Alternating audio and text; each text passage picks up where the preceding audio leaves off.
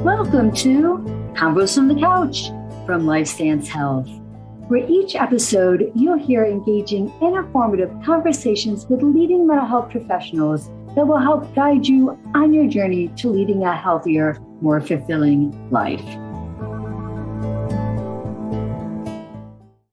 Happy Pride Month, everyone, and welcome to Convos from the Couch by Lifestance Health. I'm Nikki Lanza. I'm excited for this episode today because we'll be having a panel discussion on the topic of body image and the LGBTQ plus community. Our guest panel includes Jason Clayton, Anita Rosenberg, and Jaden Wishu. So welcome, everyone. So great to have you guys here. Hi, Nikki. Thank you for having us. Happy Pride. Yes, for sure. Very excited.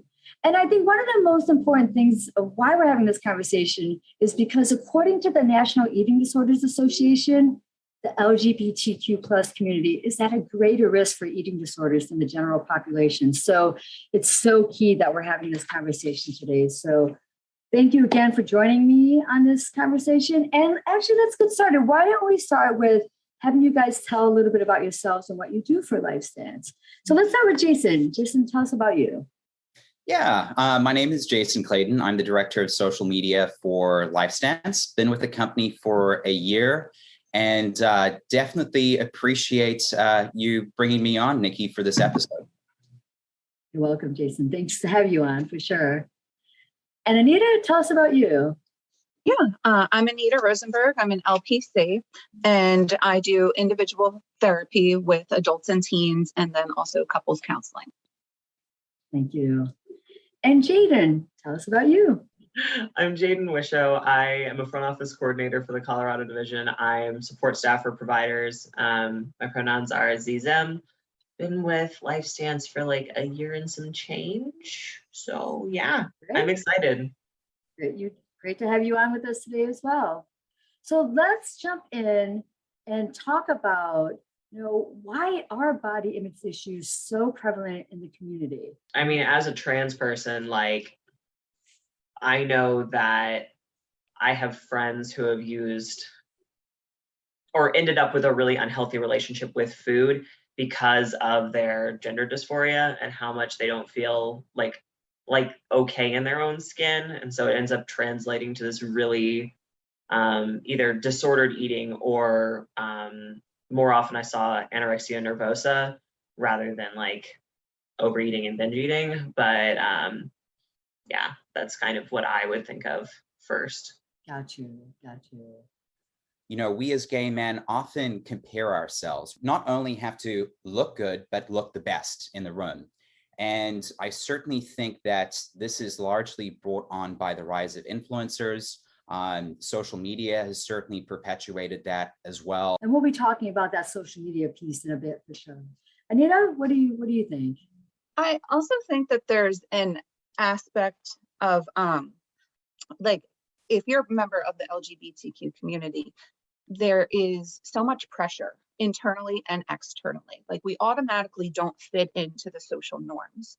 So as a means of grasping some sort of control, if we focus on what our body looks like or what other people think of our appearance, that might help us to fit in ways that we don't believe that we're able to otherwise. Excellent point, for sure. And so that brings us circling back to social media, kind of digging a little deeper. How does social media perpetuate these issues in the community? Great question, Nikki. It has a lot to do with the algorithm. Many of us follow influencers, many of whom have washboard abs, great bodies. They're at the gym 5-6 days a week, trying to look their best and oftentimes try to look the best in the room. And what happens is, based on who you follow, a lot of these accounts will actually show up first in your feed. So you're getting fed this time and time again, multiple times during the day. And so that frequency, I'm sure, has a lot to do with anxiety and negative thoughts. Yeah, for sure, Jason. Jaden and Anita? I think one of the issues with the social media influencers is that there's no end point. You're always seeing somebody that is on to the next thing or has set a new goal for you, even if you were never interested in it to begin with. So you can never achieve perfection, because once you've attempted to achieve something, something new is available to you. It's this constant revolving door of an unrealistic beauty standard for every community. And I think that's that key, that hamster wheel, that you're still striving for something that's not attainable. And there's always a next thing that's going to be put out there too.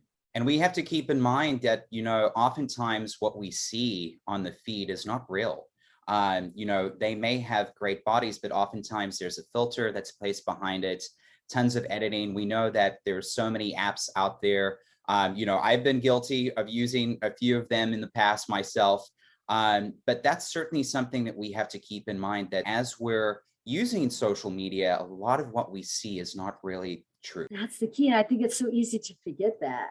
I like those Snapchat filters. Those are fun, going on Instagram, looking at some of those, makes me look so glowy and so young, but that is not really what I look like. And it's very easy to forget that. And it's interesting because at least in Texas was the removal of some of the beauty filters. And the reason why is because the authorities are not able to actually pinpoint facial recognition. So definitely want to point that out because it made the news pretty recently. So it's very interesting to see where that's headed. Another aspect too of not just what beauty should look like, but if heaven forbid a really popular celebrity or influence is seen without all of their makeup on or without the professional lighting, and they have even the littlest wrinkle or little bit of cellulite, that is blasted all over social media too. So it's not just this heightened standard of beauty, it's how ostracized you're going to be from the group if you're not following it. Right. Such a key point. That's true. We do jump all over celebrities, or it's so fascinated when celebrities aren't wearing makeup and what they really look like and stuff. I think that scrutiny is so vicious at times, for sure. So setting that standard is really severe for the rest of us. This is your body. This is your unique body. It's hard to kind of change that comparison mode, but I think it's important to really kind of look after yourself because, when you look good, you feel good. And I think it's a great model to live by. But when we start to compare ourselves, I think that can get a little tricky. And that's the kicker right there, comparing ourselves. Yeah. You mentioned plastic surgery, and this reminded me hilariously of someone I follow on TikTok, but they went through this whole recovery from an eating disorder and are beginning to love their body again and coming out as non-binary and this whole thing. And a lot of times you'll see trans people and queer people coming out after or as they are recovering from an eating disorder. Sure. Because it's now, okay, I don't hate my body because of some intrinsic thing. I hate my body because it's not mine. Right. And then you mentioned, the plastic surgery, that then can be used in a healthy way. And I feel like reframing it in a way for a lot of people would be a really good thing, because okay, you want to slightly masculinize your features because you that's a way for you to help recover from an eating disorder. But I don't know if there would be a way to go and more healthily reframe. So Jason, your community, your part of the community no longer is stuck in this, I have to be youthful. It's okay, how can we maybe use this as a tool to recover? Great. Love that, Jaden. That's great. A tool to recover. Because I hated my body, and then I had top surgery, and I suddenly didn't want to kill myself. Wow. Shocking. So I don't know. Yeah. Interesting ideas, a therapeutic tool even to go and discuss. 100%, can certainly see where, that has its benefits, because, at least, in my experience, I think once people do go or undergo certain procedures, they feel like a new person. They feel, I am myself now, and completely understand where you're coming from with that. The other thing worth mentioning is that, as at least as gay men, and bisexual men, in my experience, there are certain cycles that we go through or different phases in our life. For many of us in our 20s, it's very appealing to have a very slender body, a very thin physique. That kind of twink body is certainly something that is appealing. Once you get in your 30s, that kind of switches. Now you have to maintain those abs still, but there's pressure for you to go to the gym and develop muscle tone. And so that puts added pressure. And so when you're finally like, oh, hey, I now have these washboard abs, I'm thin, you hit your 30s and there's additional pressure. Now you got to put on 20 pounds of muscle. So, I'm sure, a lot of people undergo a lot of stress because of that. Right, right. Let's talk about eating disorders in the community. As we started this episode, we talked about the alarming rate of eating disorders within the community, according to the National Eating Disorders Association. Why do you think that is? Why do you think we have such high rates of eating disorders? Anita, do you mind starting us off with this conversation? Absolutely. I think Jada made a really good point before about this idea of not understanding why you dislike your body so much. And then as you get to know yourself, like if it happens to be that my gender does not align with the way that I was born, that is a whole different level. And there are multiple right answers to why it is so prevalent in this community. One of the things is that it doesn't often have to do with your body to begin with. A lot of times eating disorders are initially established as a result of a traumatic experience. And the LGBTQ community has a higher likelihood of experience personalized trauma. So that automatically correlates to a higher rate of this. We also have the idea that we spoke of earlier of, I don't fit in because of who I am, but here's a sense of control I can have. If people are not going to accept me for my gender identity or my sexual orientation, will they maybe accept me if I look a particular way? Can me doing this distract from the underlying issues? If people that care about me are focused on my health, they don't have to talk to me about these other issues that I don't even want them to know about because they're never going to accept it. There's so many different ways and toxic thoughts that come along with an eating disorder. And it's so much of it is irrational. And if you heard somebody else say it, you would be telling them like, but that's not true. But when you're in it yourself, like it feels like this is the only form of reality. Something is wrong with me that I don't have control over, but here is something that I can control. Excellent points. Jason or Jaden, anything you'd like to add? That's literally a pattern that I've seen in my friends and peers since I was like 16. So, yeah.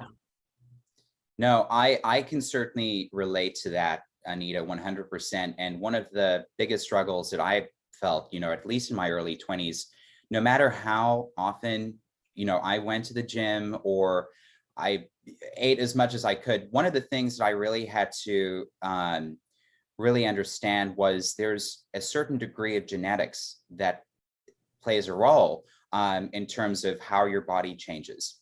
And we really have to kind of acknowledge that and keep that in mind. And so really understanding, use what you can control, accept the body that you're given.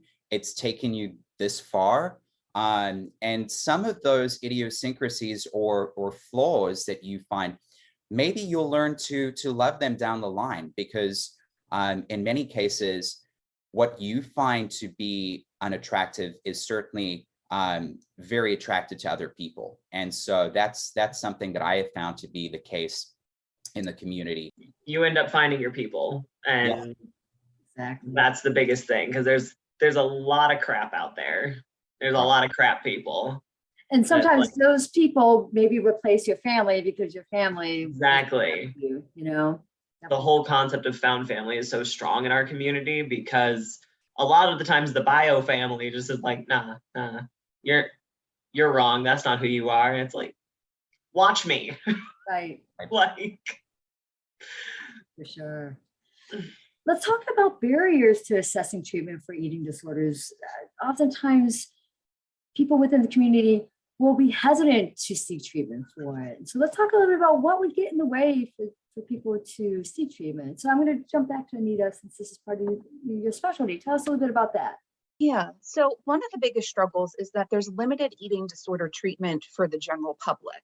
It's a very specialized care. Not everybody is comfortable with treating individuals that struggle with these issues, and there's just limited providers available. But then we add in that somebody who has an eating disorder, we'll just use a cis female, for example, heterosexual cis females perspective and personal issues that are contributing and triggering the struggles with disordered eating are not going to align with the struggles of a member of the LGBTQ community. Will there be similarities? Of course there will be. But right from the beginning, you're coming in with a different set of core issues and values and life experiences that make us struggle to relate to one another. So if, I'm a member of the LGBTQ community, and if I were to seek eating disorder treatment, while it would be wonderful that everybody here can relate to these disordered thoughts and behaviors I have around food, can they really understand the triggering events related to my own sexual identity that have created some of my struggles and have led me on this path or led me to choosing food as a coping mechanism? Right. I think that's so key of finding clinicians who understand the struggles within the community, and to have such a specialty of being a specialist in eating disorders and understanding the community is so key. And there's not a lot of individuals or clinicians who have that very specific specialty either. Mm-hmm. So that could be part of the barrier. Yeah, like there's those that specialize in eating disorders, right. Those specialize with helping out members of our community here, but not a whole lot of those that have that combined understanding. Very true, very true. I was going to shift gears again. Jaden, you mentioned earlier talking a little bit about gender dysphoria, and I wanted to kind of take the conversation to how does gender dysphoria complicate body image issues in trans individuals?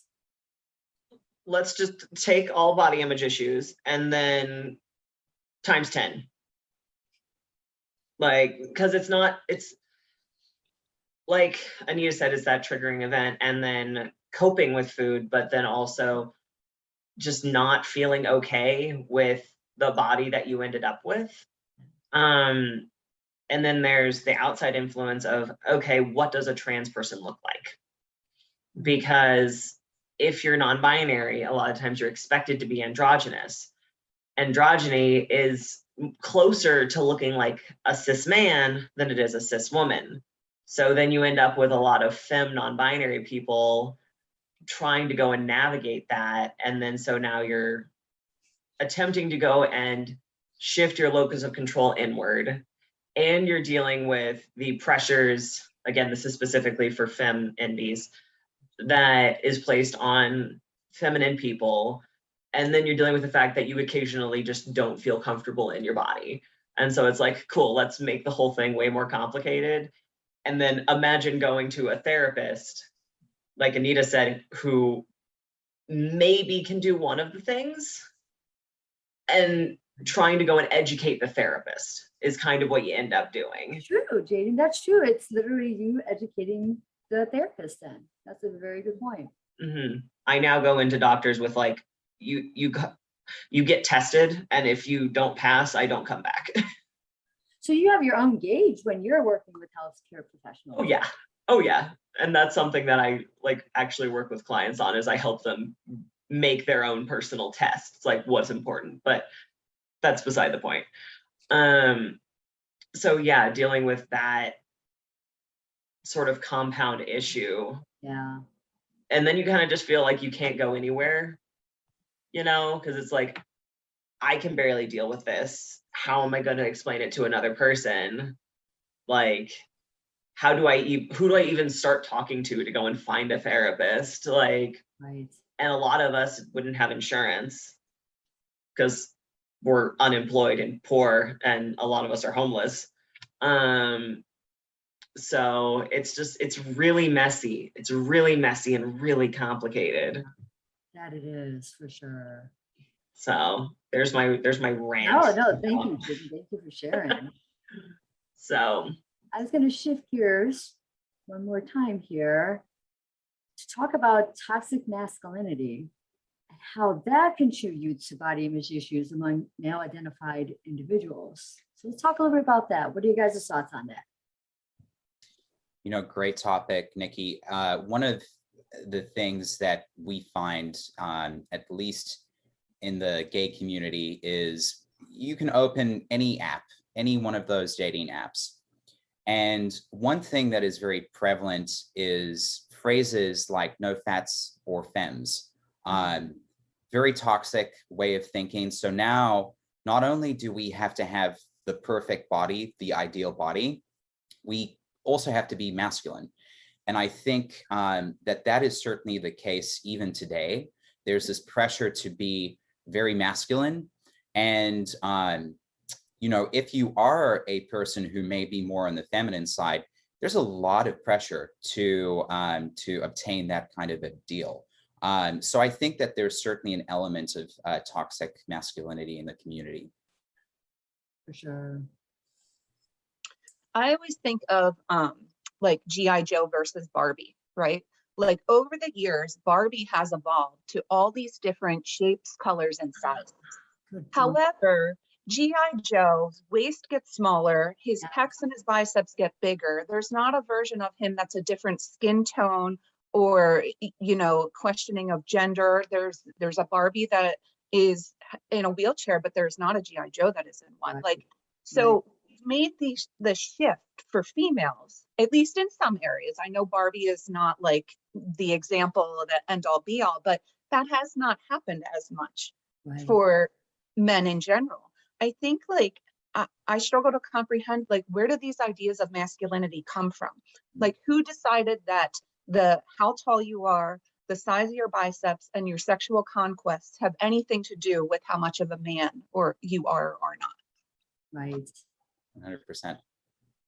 I never thought about that with G.I. Joe. You just blew my mind with that, Anita. I was like, oh my gosh, you're 100% correct with that. Never thought of that or considered that. Wow. So I think this is a good point in our conversation to talk about what to do about all this. How do we bring more body positivity to the community, right? There's such a need for this. So how do we do it? I mean, a lot of it comes down to, like Jason said, social media, but also advertising. I every year, because I think it's funny, look at the Target Pride collection because it's kind of a good litmus test, honestly. Yep. And it's like what body types are being shown, what clothes are put on those body types. The plus size models do not get cute stuff, let me tell you. Like, there it is. So it's like it's like accessibility in clothing and that kind of thing. So it's like, okay, how can we push to go and show more like size inclusive? We're talking extra small to 7X designers, because we're not getting that in corporate. It's not happening. But let's go and elevate smaller designers. Let's go and elevate queer designers. And so the more people that we can put sort of on the radar of our community and show your body is okay, here is something for you. Yes. It's really it's really meaningful, because like fat is not a bad word. My fat friends have like struggled to find clothes. I have, one is a bad phrase, but the genetic lottery, and I am a gangly little like beanpole. So finding clothes is a lot easier for me. I want that experience for them. Because that makes you feel better. You want to be cute. Like, come on. Of course. Yeah, I 100% agree. I think one thing that I would suggest is learn to appreciate different bodies or types of bodies in social media and the media. There's not just one type out there. And I think, especially with the rise of influencers, there's also a rise of different types of influencers. It's not just one ideal. And learning to appreciate that, I think, is key. The other thing is take interesting pictures of yourself that show that your body is amazing. Yeah. Learn to appreciate that because your body has taken you this far. And perhaps somewhere down the road, you can actually reflect and say, you know what, I appreciate this. And it's certainly something that I think will help to at least reframe some of those thoughts. Also learn to consider that good health and a perfect body are different things. So yes, Jason, that is so true. We do, we think perfect body, great health, but that's not that. We need to reframe that thinking. Yes, for sure. Anything you'd like to add? Yeah, I have a couple of thoughts. I think that it doesn't have to be so black and white as like body negativity versus body positivity. There can be that stepping stone of neutrality where you're not just focusing on what your body looks like, but focusing on how your body feels. Also, it's not just about the appearance, it's about what my body can do. There's so many miraculous things the body does on a daily basis. And we also forget that the brain is a part of the body. You know, the ability to automatically think about things, make decisions and quickly in a difficult situation, to be able to like stand up and walk across the room without having to focus or concentrate on it. Like there's so many things we take for granted on a daily basis that prove that our bodies are miraculous regardless of their physical appearance. Right. Love that. Our bodies are miraculous regardless of our physical appearance. So true. So true.